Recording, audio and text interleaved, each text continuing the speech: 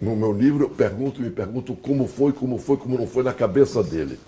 O fato é que o Getúlio chama a liderança do governo, que era o Gustavo Capanema, e disse, faça um acordo, eu aceito. E aí, desde que mantivesse o nome Petrobras, etc. Então, eu me pergunto, ele mediu para ver até onde a tese do monopólio poderia ser aprovada ou não, e foi testando? São perguntas. Mas para o nosso caso, não dá para entrar. Então eu escrevo o livro aqui.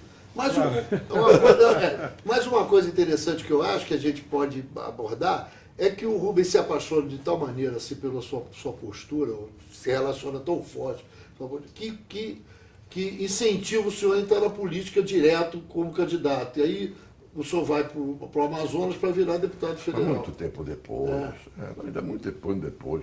Não vamos misturar as coisas. No período estudantil é isso. Mas não é fora de razão a sua pelo seguinte, que uma vez eleito, uma vez terminado o meu curso de Direito, portanto foi terminado a turma de 53, eu tenho 54 tentando aprender a advogar, 55 vem a eleição nacional. Juscelino candidato à presidência. Em 55,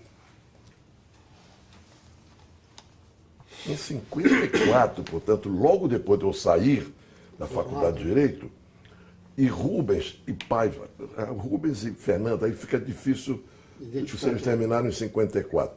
Entramos para o Partido Socialista, aí sim, é verdade. Entramos para o Partido Socialista, aqui. E em 55 eles me lançam candidato a vereador. Eu fui candidato. Vereador em São Paulo? Vereador em São Paulo. Pelo PSB? Pelo Partido Socialista. Lançado pelo Rubens Gaspariano. Não, é o nosso grupo todo, mas eles foram as figuras que tocaram fogo, né? Inclusive na pequena campanha financeira, de arranjar um pouquinho de cartazes. Saímos à noite pregando os nossos cartazes, nós mesmos. Foram eles. Eu tive 870 votos. Até hoje me honrou. Então foram eles que realmente me lançaram aqui, mais uma vez. E o senhor foi eleito? Hein? O senhor foi eleito com esse... Imagina, fui de 8º lugar. Aí depois... Isso não tem esquecido. Depois é que os meus amigos do Amazonas me convocam para ir para lá. Aí a dinâmica não é deles. Salvo um pouco de recurso que eles me ajudaram, é claro. Depois você se candidata, ganha, né? A eleição. O Rubens se candidata aqui em São Paulo No segundo mandato. federal. Segundo mandato. Eu me elejo a primeira Isso, vez em é 58. Meu segundo mandato, que é 62, ele se candidata também pelo PTB aqui. O senhor não acompanhou essa trajetória dele de candidato a deputado? Não, eu podia acompanhar de longe, sabendo das dificuldades, etc. Porque ele teve dificuldade, ele mesmo aqui diz que ele não acreditava que ele seria eleito, e apesar de ter muito recurso e tal, ele não acreditava. Nem sei se tinha muito recurso, não vou pôr não. Não, mas o pai dele não tinha nenhum entusiasmo em elegê-lo pelo PTB e coisa como essa. Não sei se ele tinha muito recurso. Mas não sei dessa coisa. Só sei que eu estava em minha campanha para me eleger lá no Amazonas. E ele aqui, disputando as dele, e ambos nos elegemos. Já então pelo PTB lá e ele pelo PTB aqui.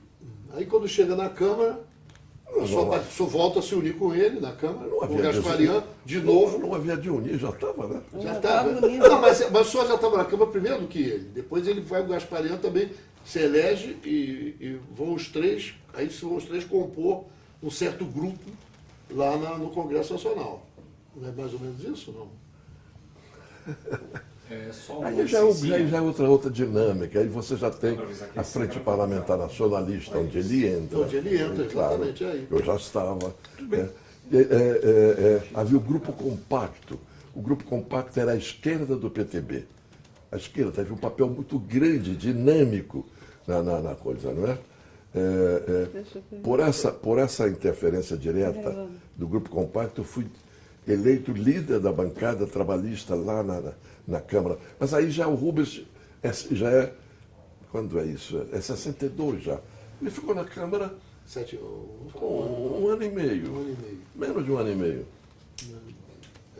A gente tem um discurso dele de 64 muito bom, que o senhor conhece, do 31 de março? Não sei se tenho. Que a gente reproduziu, o Vladimir conhece? Sim. 64? Esse dia, no dia do golpe. Março, no dia do golpe. No dia do golpe. Ele tem um discurso que ele está no Rio e faz um discurso na Rádio Nacional. ele vai e prega a resistência ao golpe.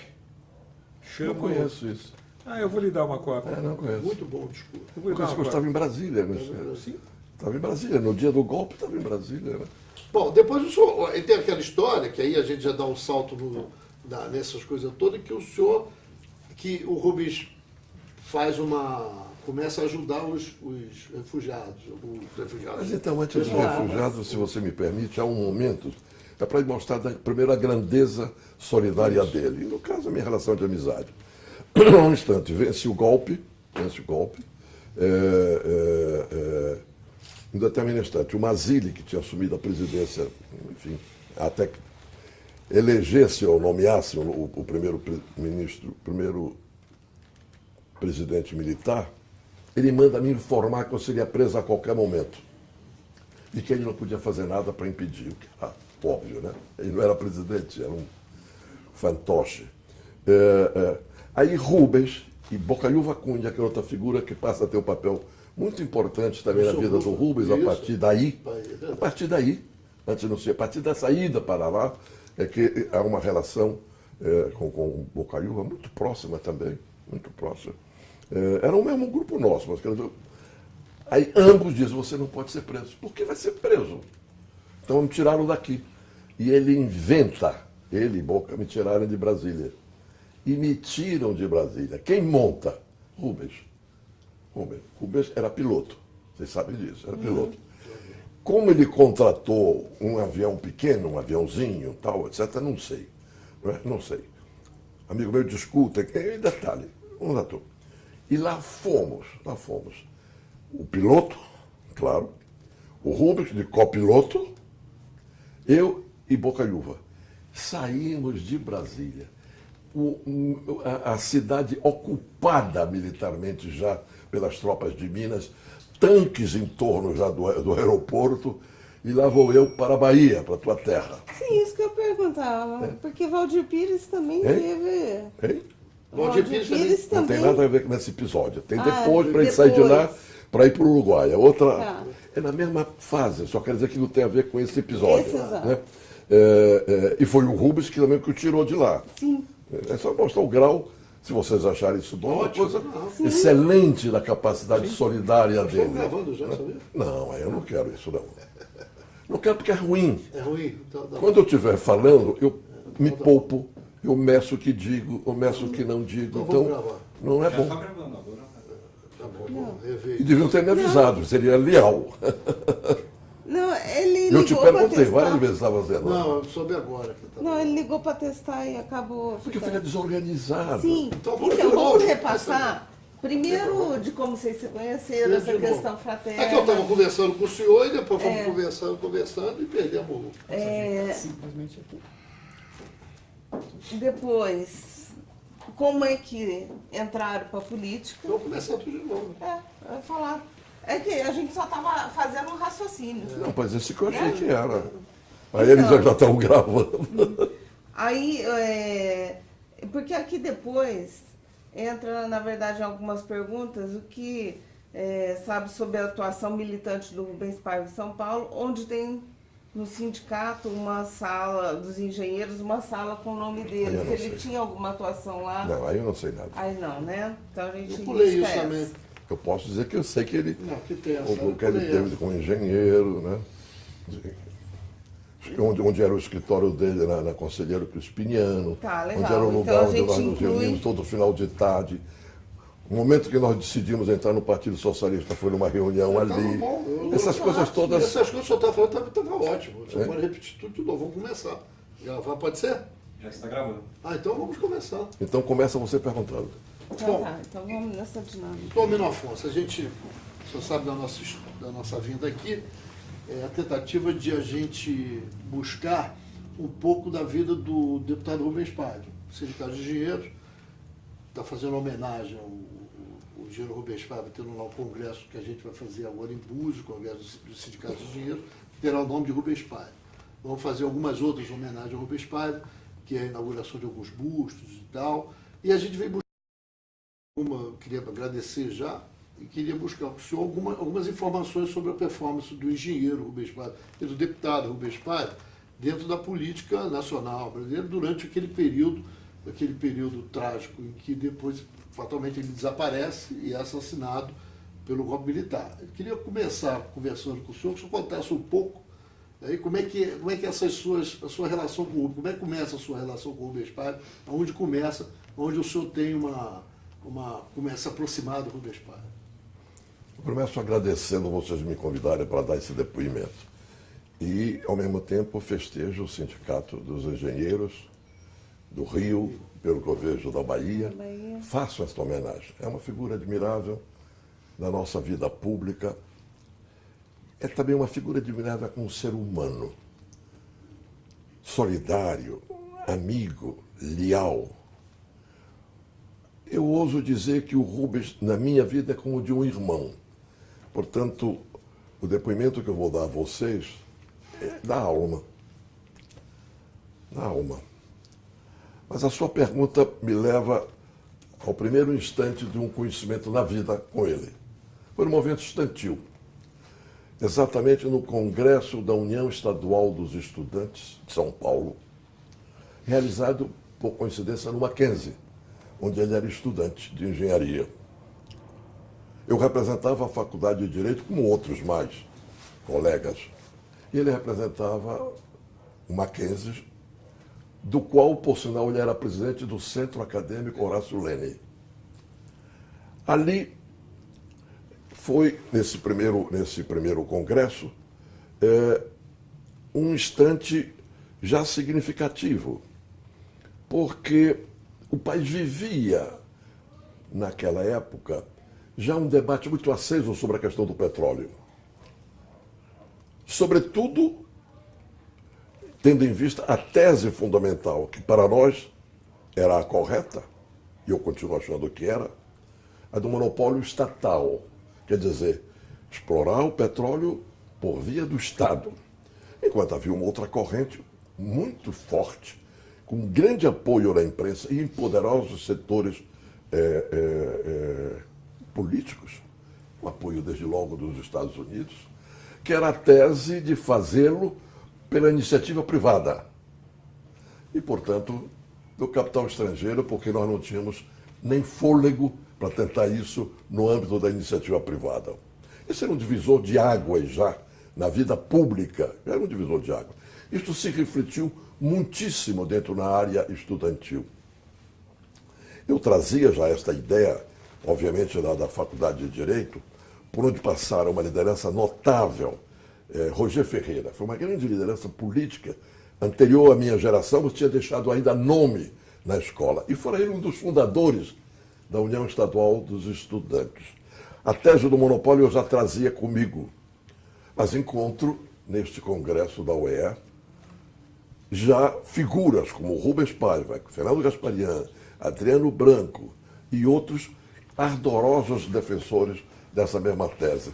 Logo aí se estabeleceu uma relação natural, absoluta, imediata, a tal ponto que isto se projeta de uma maneira harmônica. Conseguimos eleger o Gasparian presidente da União Estadual dos Estudantes nesse momento. Eu participei da diretoria dele. Isto se propala mais adiante no segundo congresso, que é já em 1953, onde outra vez mais, é esse mesmo encontro, congresso outra vez na própria sede do Mackenzie. E aí o Rubens, que tinha, no âmbito da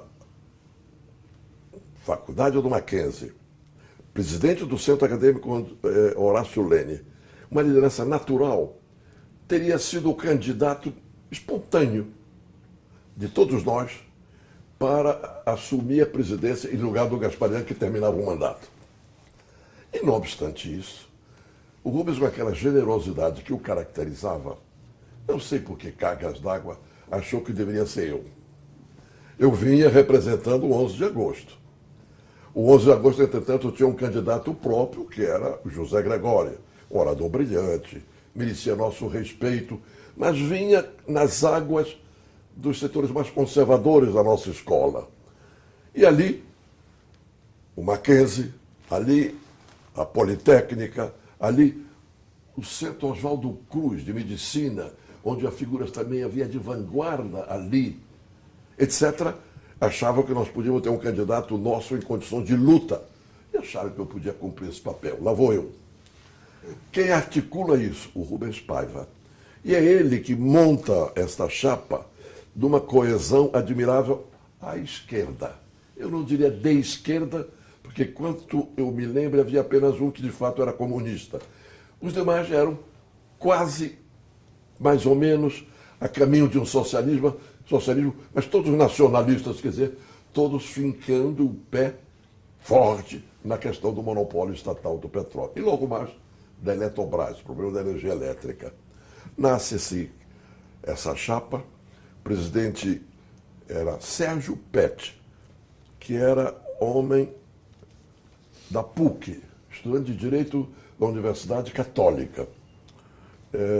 Havia um representando a Politécnica, homem também de esquerda católica, Maurílio Laterza, nós o chamávamos de padre operário. E vai por aí, Norman Porter, que era uma figura admirável do Plínio Mackenzie. Salgado também, tá? Hein? Plínio Salgado. O Plínio. Não, Plínio tinha outra tendência à época bem diferente. Plínio Sampaio, você quer dizer Plínio Sampaio? Não, Plínio Sampaio, naquela época, era presidente da Juventude Universitária Católica. E, lamentavelmente, tinha, a esse aspecto, uma distância. E eu diria, uma posição que não era apenas dele, era de todo esse movimento católico, da JUC, mas conservadora, honrada, ideias sociais, né, no sentido das grandes transformações, ainda aquém do que o nosso grupo já encampava. O fato é que se monta aí esta chapa vitoriosa. Rubens, mais uma vez, por generosidade, não aceita se não ser simbolicamente, porque representava 1000 vezes mais o Mackenzie, o representante do Mackenzie como terceiro vice-presidente na minha diretoria. Esses dois episódios que eu narro a vocês marcam o início de uma relação humana, profunda, de amizade e de visão política. Porque em seguida esta amizade que eu festejo e lembro com enorme calor, é uma ação que a vida nos deu no plano da política, porque nasceu aí. Para mim, na relação com o Rubens, e eu acho que na dele, suponho, em grande parte também na relação comigo. E digo mesmo em relação ao Gasparian, que também, apesar da sua natural possibilidade de encaminhar-se para setores mais conservadores, era de uma família muito rica. Um grande empresário, dono de 11 grandes empresas de indústria de tecidos em São Paulo. Mas o Gasparian também vai cada vez mais para esse tipo de atitude que nasce nesses dois congressos da União Estadual dos Estudantes. O Gasparian era engenheiro também. Engenheiro também do Mackenzie. Do Mackenzie. Colega direto do Rubens, portanto. Terminado esse período propriamente estudantil, nós tivemos um segundo passo importante. O Rubens, então, já tinha o seu escritório de engenharia, na rua Conselheiro Crispiniano, bem no centro de São Paulo, que você conhece. Bom, e ali, ao final da tarde, nós íamos para ver. E agora? Isso é 55, né? Isso deve ser 54. 54. Deve ser 54, acho. Sim, aí. 54, acho. E ali nasce a nossa opção. Já não nos bastava ser favoráveis ao desenvolvimento autônomo. Era importante perguntar, e o povo? Ou seja, e a questão social? Qual o caminho? Nasce aí, então, nossa, como eu diria, opção. Vamos entrar no Partido Socialista Brasileiro. E decidimos... Os três entraram para Os três. Mas com os três vieram outros que eram relacionados conosco. Mais uma vez, Adriano Branco e outros mais. Aí vem um dado curioso. As figuras que nós tínhamos, emblemáticas do Partido Socialista, eram Antônio Cândido, essa grande figura de intelectual, dos maiores estudiosos da literatura brasileira, crítico literário, e o Salles, o homem do cinema, Paulo Walter Emílio. Paulo Emílio. Paulo Emílio? Paulo Emílio Salles Salles da Cunha. Gomes. Paulo Emílio Salles da Cunha. Que era outra. Ambos tinham saído do Partido Socialista, rompido do Partido Socialista. E ficou para nós muito difícil. Como é a nossa opção, queremos ir para esse partido e duas figuras que nós admiramos romperam. Fomos à casa de ambos. Eles não nos explicaram por que romperam, mas fizeram uma enorme batalha verbal para que nós entrássemos. Fomos nós para o Partido Socialista. Ali, como você sabe, na velha rua Tabatinguera, bem no centro de São Paulo, ali nós nos reuníamos aos sábados. Era um partido pequeno, quase gremial, mas com figuras admiráveis, né? Das várias tendências, né? Uma tendência se dizia trotskista. Não sei se eles se diziam, mas nós dizíamos que eles eram trotskistas. Ou a esquerda, sobretudo do Partido Comunista, os acusava, porque era uma acusação para o Partido Comunista, chamado de trotskista.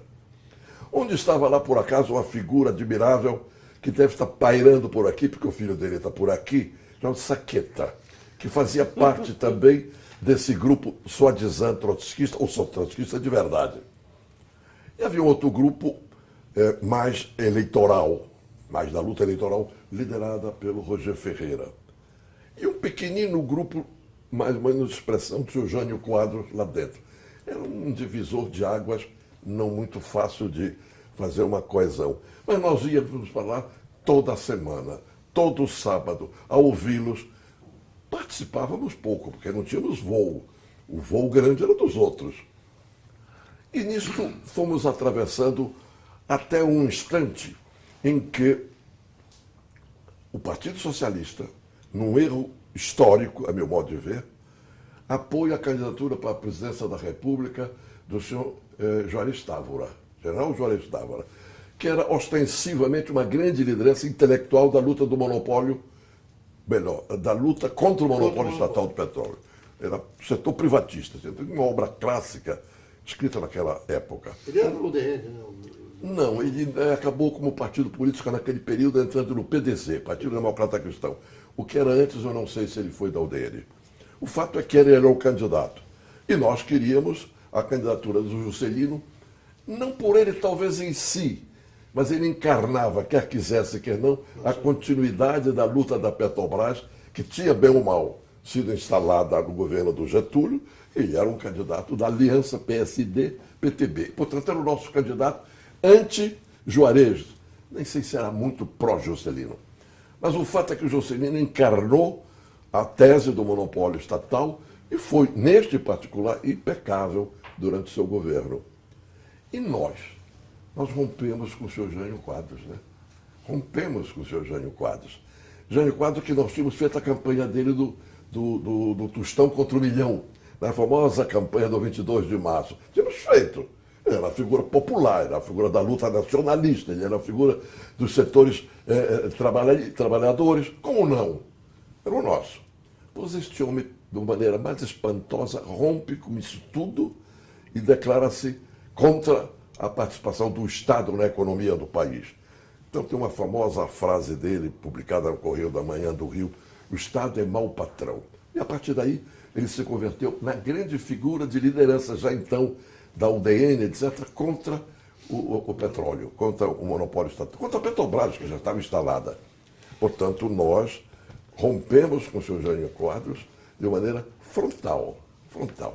Quero ir mostrando um processo de formação política em que o petróleo jogou um papel, eu diria... Independente dos valores financeiros, tinha um valor moral. Não, foram valores políticos, eu diria, visão histórica que alguns jovens passamos a ter, claro, recebendo dos outros as lições que nos davam. E aí está Rubens nisso de ponta a ponta. Rompe com o Jânio e... Hein? O senhor rompe com o Jânio, o grupo rompe com o Jânio e volta para a questão do petróleo. Sendo o petróleo é uma constante. Veja aí, nesse exato momento, a Petrobras já instalada, apesar disso, a campanha contra a Petrobras continuava.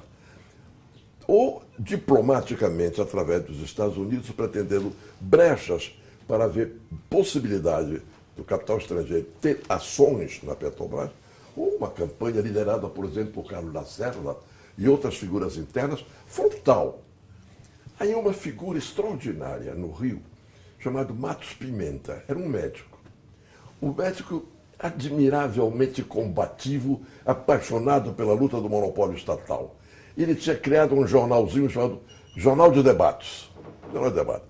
Esse jornal era mensal, mas era um centro de quantos lutávamos pelo monopólio. Mas a Petrobras já estava instalada, ele tinha parado de editar o Jornal de Debates. Mas a luta contra o monopólio continuava. Aí nasce, para ser honesto, uma sugestão do Gasparian, de logo apoiada pelo Rubens e de logo por mim. E os três vamos a Matos Pimenta e pedimos autorização para editar em São Paulo o Jornal de Debates, já agora para defender o que está instalado. E fizemos isto. Claro, o financiamento disto era Gasparian e Rubens. Mas ali participou também uma figura notável da nossa vida dolorosa aqui de São Paulo, na vida estudantil, o Marco... Oi, meu Deus! Aquele grande Matos... Ai, que pena. Ele fez aquela coleção de discos de música... Marcos Pereira. Marcos Pereira. Marcos Pereira. Marcos Pereira passou a ser digamos, o diretor-chefe da parte redacional. Né? E eu, Rubens, Fernando, comandando aquilo.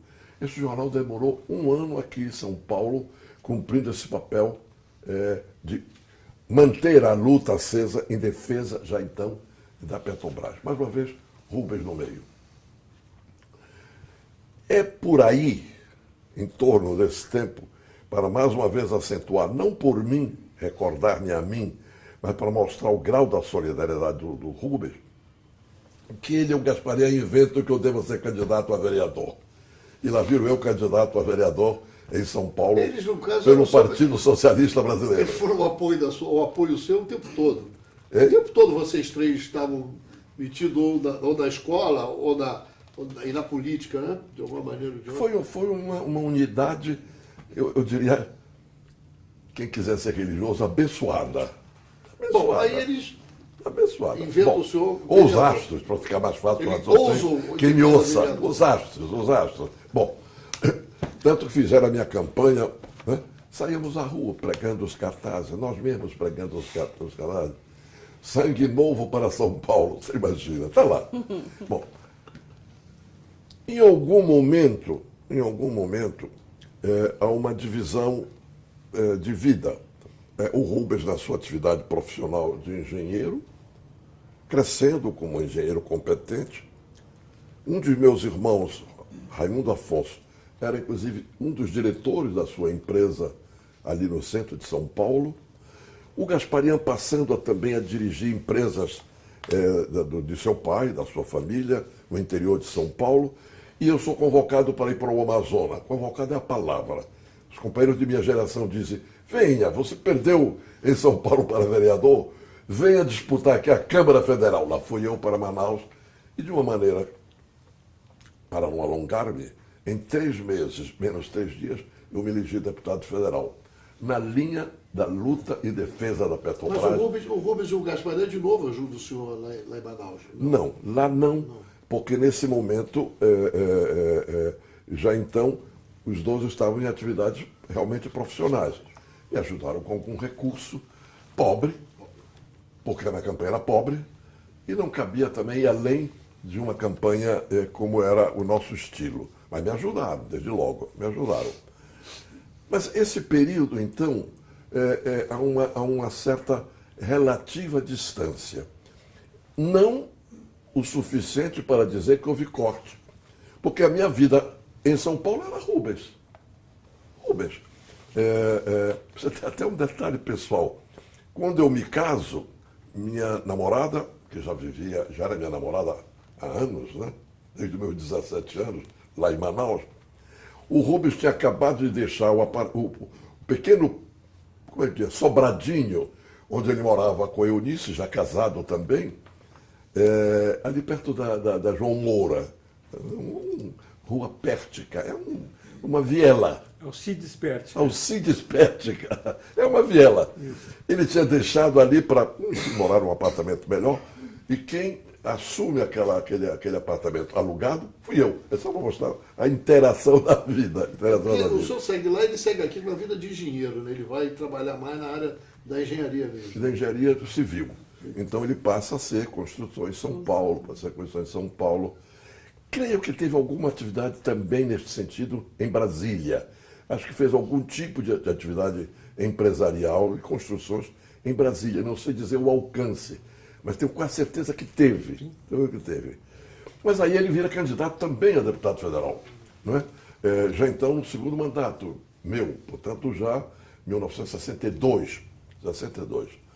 E aí tinha havido uma cisão profunda no Partido Socialista aqui, por conta dessa história que eu estou dizendo, da ruptura, uma tendência que virou mais a defesa das relações com o Jânio e, portanto, adeus aos compromissos maiores. Figuras como Febro Gigovati e outras figuras admiráveis. Como é que nasce a candidatura do Rubens? Não sei. Proposta de quem? Não qual sei. Foi a... Honradamente não sei por isso, porque, veja, aí eu estou inteiramente já na minha tentativa de reeleger-me. E tinha tido uma outra distância natural de atividades, porque tinha havido o problema do parlamentarismo, não é? E, portanto... Gasparinha já era deputado? Não, Gasparinha vem ser deputado muito tempo depois. Não sei como foi que nasceu, mas sei que ele tem... Acho que era por causa do pai dele também de ser... Só para terminar isso aqui, não sei como, mas eu não li. Mas um grande amigo meu, que foi durante muito tempo mais do que um irmão, um assessor permanente, talvez você tenha conhecido, João Chaquet. Não, mas bom. E era muito amigo do Rubens também. Ele me leu, ele disse para mim como foi a carta do Rubens ao Partido Socialista, dizendo que o fato de ser candidato pelo PTB não implicava absolutamente nenhuma ruptura das ideias de caráter nacionalista e também de sua visão socialista.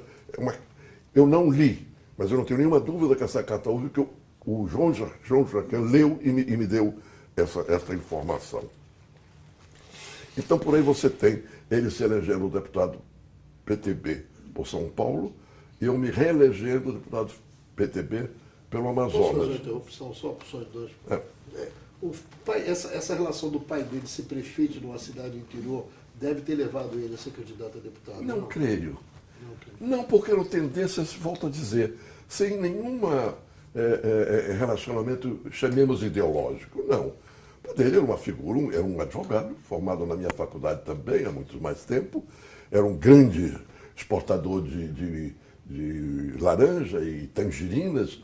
A fazenda é uma beleza de fazenda no sul de São Paulo. Mais de uma vez eu me hospedei lá ao tempo de estudantes com o Rubens. Era prefeito ali, porque ele era a figura predominante da região, mas não havia uma relação, acho, de causa e efeito na candidatura do Rubens para. A do Rubens é o prolongamento daquela visão política que vem vindo. Do movimento estudantil. Hein? Desde o movimento estudantil, lá atrás. Desde o movimento estudantil. Eu dei importância àquela primeira fase. Por isso, acho que é uma coisa que casa. Não só para ele, casa para mim também. Porque era quase natural isso. Ele vinha numa batida política tão forte que isso ia levar ele, mesmo sendo empresário, ia levar ele... Em algum momento... Depois veio o Fernando Gasparinha também. Depois da nossa volta do exílio, né? O Gasparinha virou deputado também. Aí, bom, então, se encontram em Brasília. Aí nós estamos outra vez na mesma reta, já agora ao nível da Câmara. Eu era líder da bancada. Mas logo em seguida, no começo do segundo mandato, portanto, 63, João Goulart me convida para ser ministro do Trabalho. Portanto, a primeira fase, dos 6 meses do Rubens, eu estou distante. Ele está fazendo os seus passos na Câmara e eu estou enfrentando as minhas dificuldades no Ministério do Trabalho. Mas permanentemente aliados, etc. Né? Aliados. Em algum momento desse segundo mandato, é que surge do Rubens uma pergunta. Almino, por que não ter um projeto de lei sobre o salário mínimo profissional para os engenheiros? Os arquitetos. Engenheiros, ele concretamente falou engenheiros. Engenheiros. Sério, por que não? Eu sou advogado trabalhista. Antes de entrar na vida pública, eu fui basicamente advogado trabalhista. Portanto, eu vou estudar, realmente, não havia.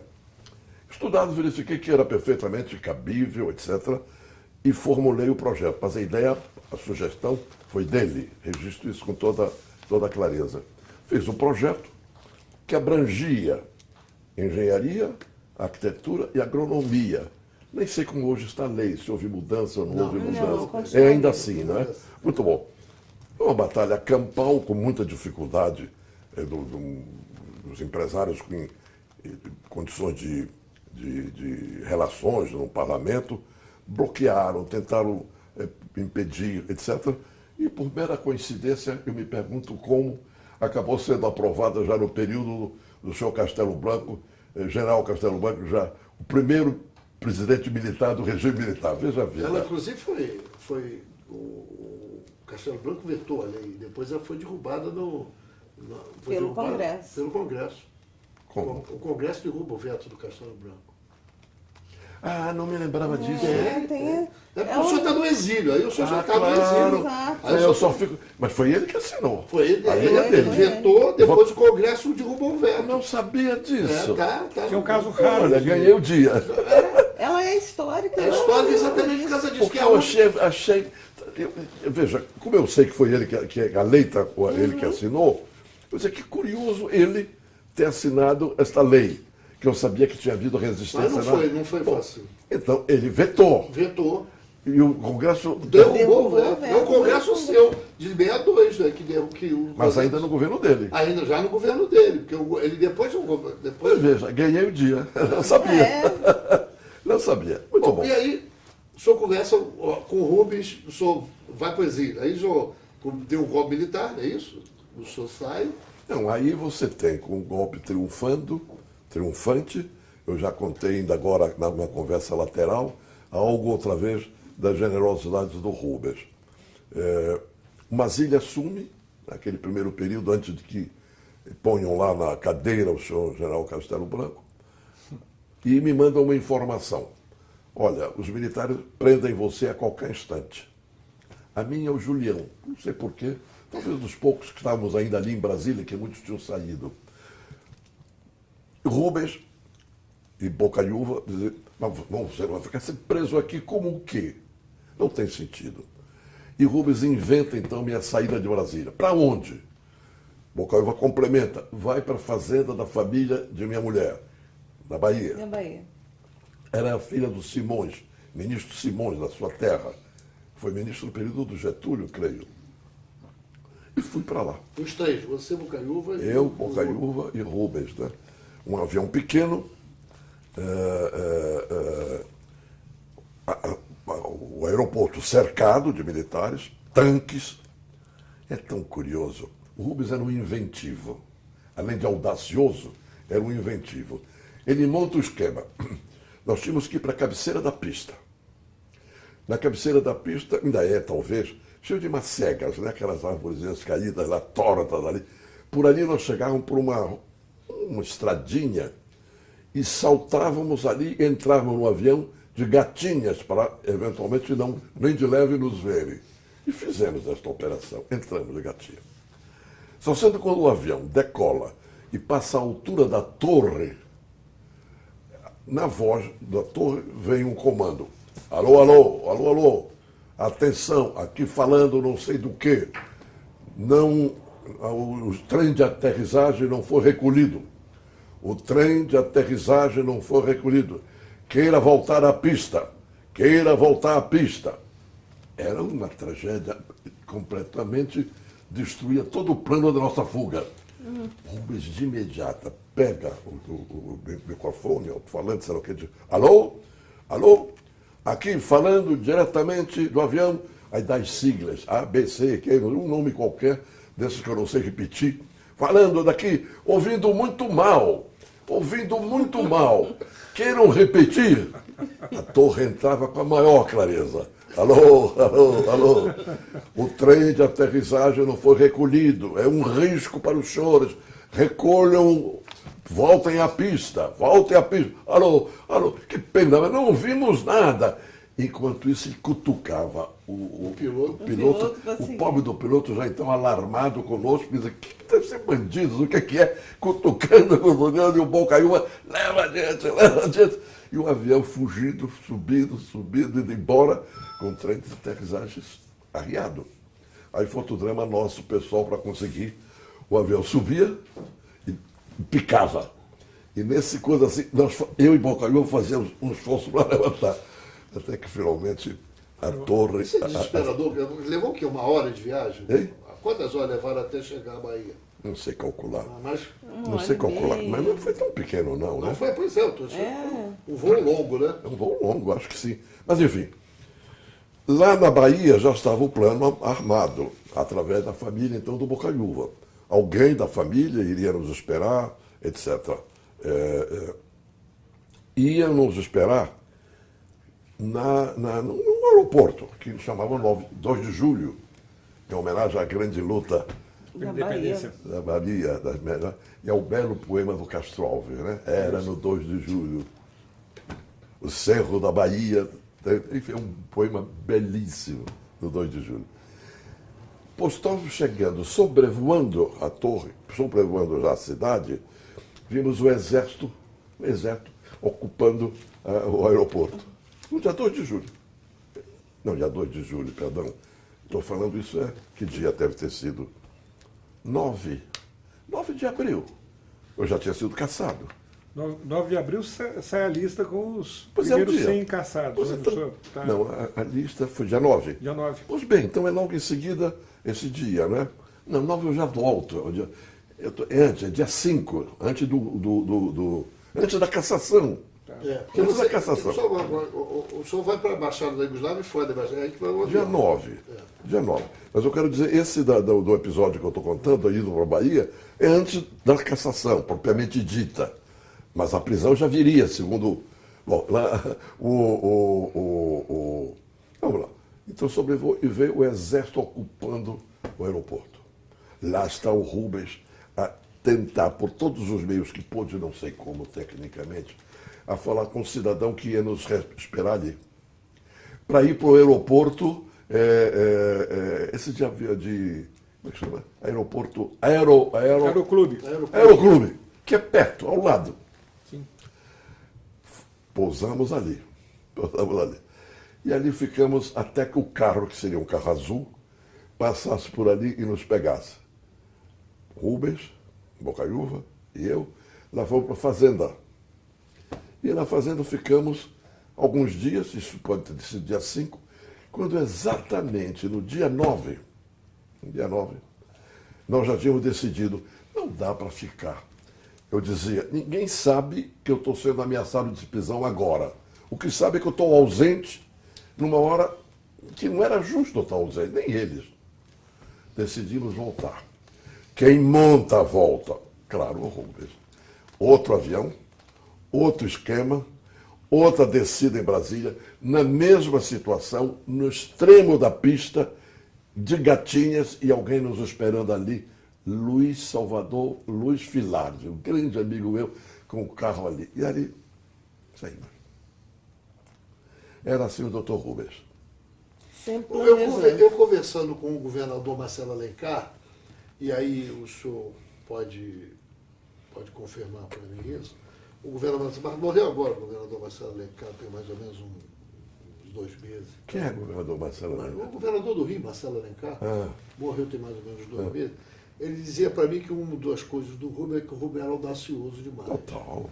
E era muito corajoso sem e dúvida. determinado.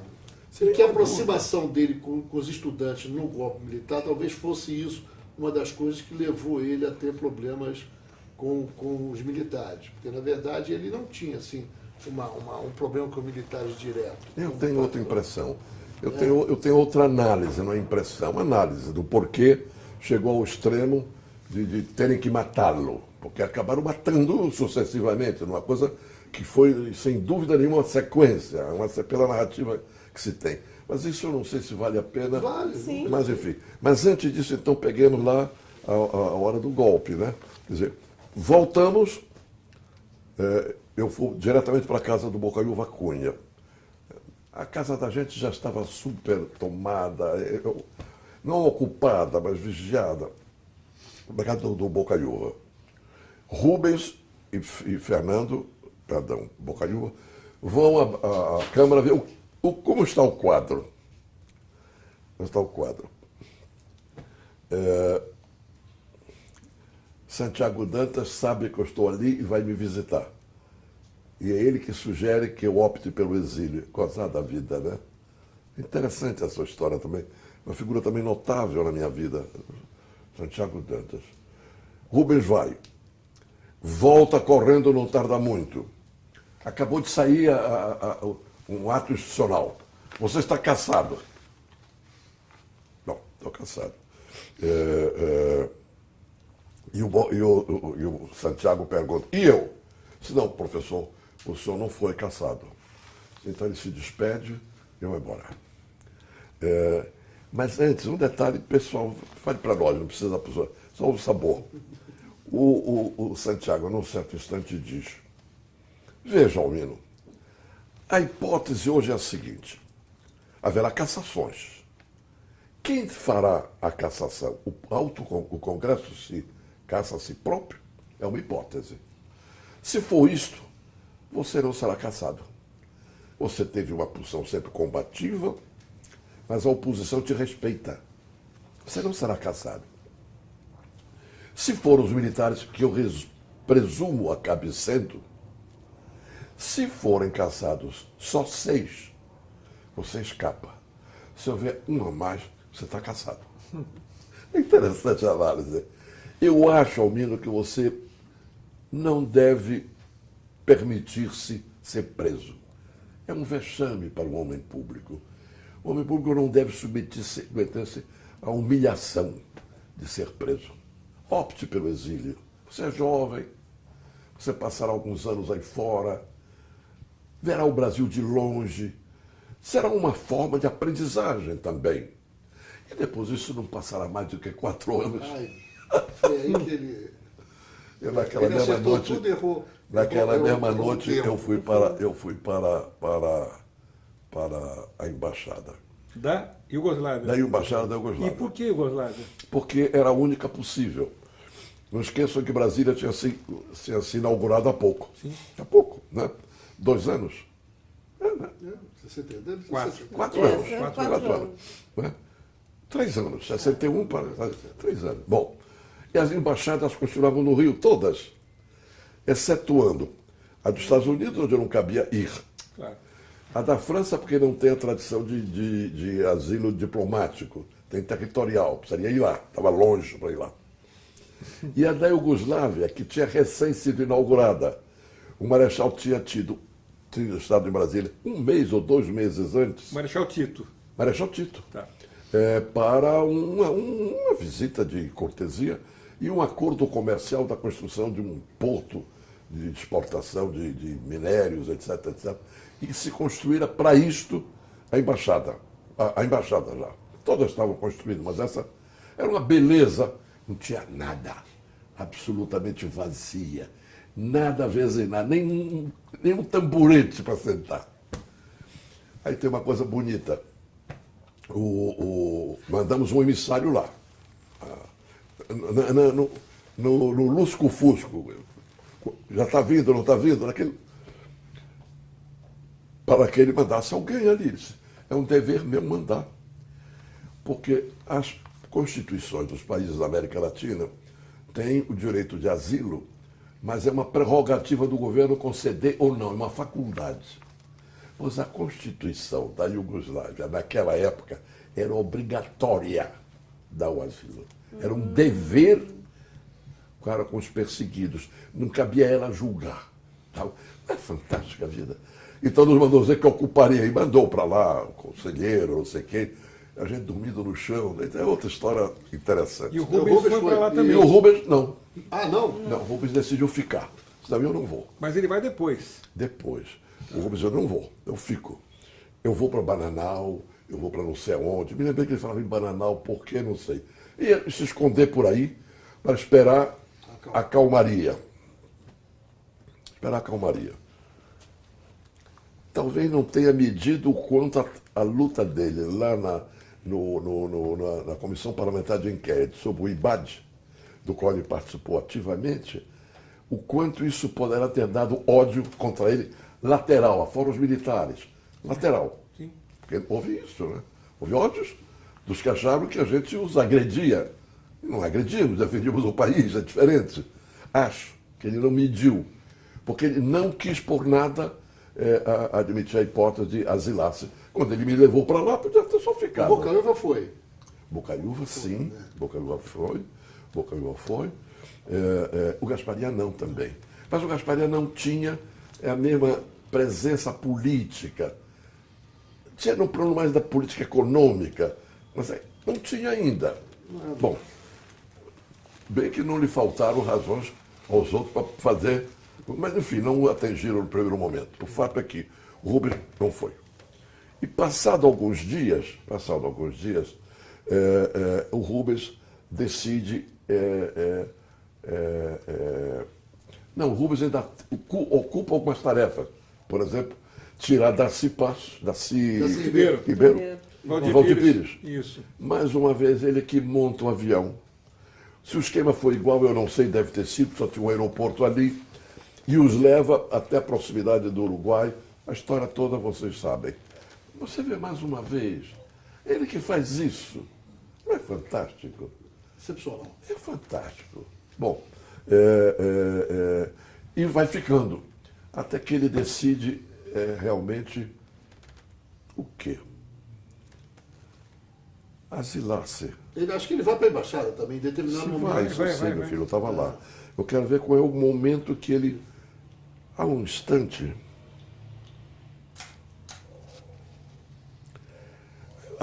que ele quer sair de Brasília.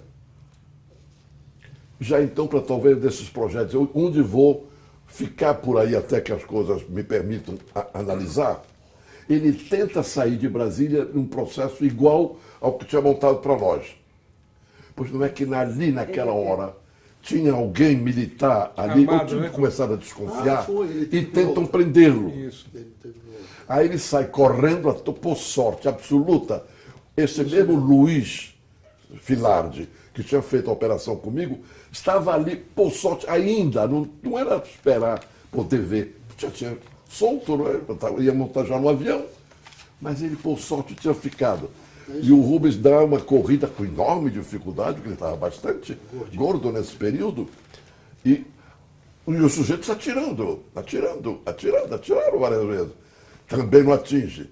A custo, o Luiz consegue pô-lo no carro, debanda, e aí ele vem direto para a embaixada. Aí é que ele entra na embaixada. Entra para a embaixada. Aí a primeira fase da embaixada foi curiosa, porque ele corria de manhã, de tarde, de noite, para emagrecer. Porque eu comi o gordo, eu estava quase bom porque está gordo. Bom, aí foi um dia na embaixada. Aí, o seu lado bom, o seu lado curioso. E aí fomos para depois demorou para nos darem o salvo-conduto da Iugoslávia, né? Não, o salvo-conduto do governo. Demorou, porque nós saímos de lá já em junho, quase véspera de São João, de Natal, São João, por aí, que nós saímos de Brasília. Mas o caminho foi avião de Brasília para o Rio e depois o navio. O navio cargueiro iugoslavo chamado Borini. Mas aí Rubens... O Rubens não estava nesse navio.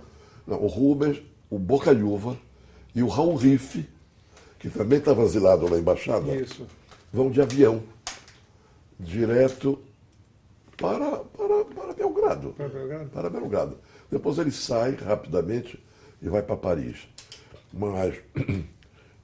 O senhor está em Belgrado. No navio chega em Belgrado. Senhor. Hein? O senhor chega em Belgrado. Aí eu vou, leva um bom tempo, quase um mês também de viagem. Paramos lá na tua terra, né? Bahia? É a Bahia, justo no dia de São Pedro. A cidade estava que era balão para todo lado, balão, balão, balão. E balões pequeninos, alguns lindos, balões pequenininhos. Ao anoitecer, então aqueles balões vinham todos, o vento da terra jogava todos para o mar. E a gente vê daqui, dava uma sensação assim, como quem diz, esse é o nosso destino. O governador, como chamava o governador? Já eu vou me lembrar do nome dele. O governador que tinha sido do PTB, tinha me recebido Juraci, lá não. hein? Juraci? Não. Lomanto? Hein? Lomanto não. Lomanto Júnior? Lomanto Júnior. Lomanto Júnior. Lomanto Júnior, que já tinha aderido totalmente ao golpe, comete uma coisa tão cretina. Ele põe como é que eu diria, um pequeno navio, uma lancha, com soldados com metralhadora, dando volta em torno do nosso navio, dia e noite, para nós não fugirmos da terra. Em certas horas, que a covardia faz coisas ridículas. Porque essa covardia, porque... Estava com medo de você, né? E com nome. Não, era. Imagina nós chegarmos lá, o que ele faria conosco? Eu conto o que ele fez. Por sorte, de alguma forma, alguns lá na terra, família de Fernando Santana. Você conhece Fernando Santana? de Fernando nome? Santana? Claro. Sim. Família de Fernando Santana. Fernando Santana ia no nosso asilo, estava na nossa embaixada. Fazia parte dos exilados. Estava nessa.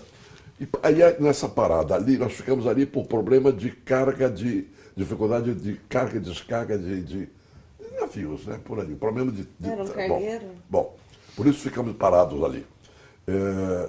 Lamartine Távora, que era uma figura de Pernambuco. E todos conseguiram, alguma forma, ir nos visitar a bordo. Nós não podíamos sair, mas foram nos visitar. E lá nos levaram coisas preciosas. Feijão, carne seca, não sei o quê. Coisas para a gente poder se alimentar. Porque a comida a bordo, tipicamente uruguaia, era de uma gordura insuportável. Bom, depois tivemos que sofrer lá, mas ali pelo menos ainda tivemos isso tudo. E ali ficamos. Chega em Belgrado. Não tarda muito, veja, eu devo ter ficado em Belgrado 2 meses. Quando menos eu espero, passa o Rubens por lá. O Rubens e a sua senhora.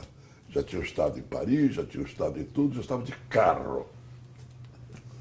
Ao menos todos os amigos não consideram que não tem sentido você ficar na Iugoslávia. Esse mundo perdido não tem sentido. Ou é, não sei onde é, ou é em Paris, mas aqui não tem sentido. Aí eu saio fugido da Iugoslávia. Por quê? Porque para eu sair eu tinha que ter no meu passaporte, que era... Iugoslavo, né? Não era Iugoslavo, era um passaporte... era Iugoslavo, mas já dentro do problema de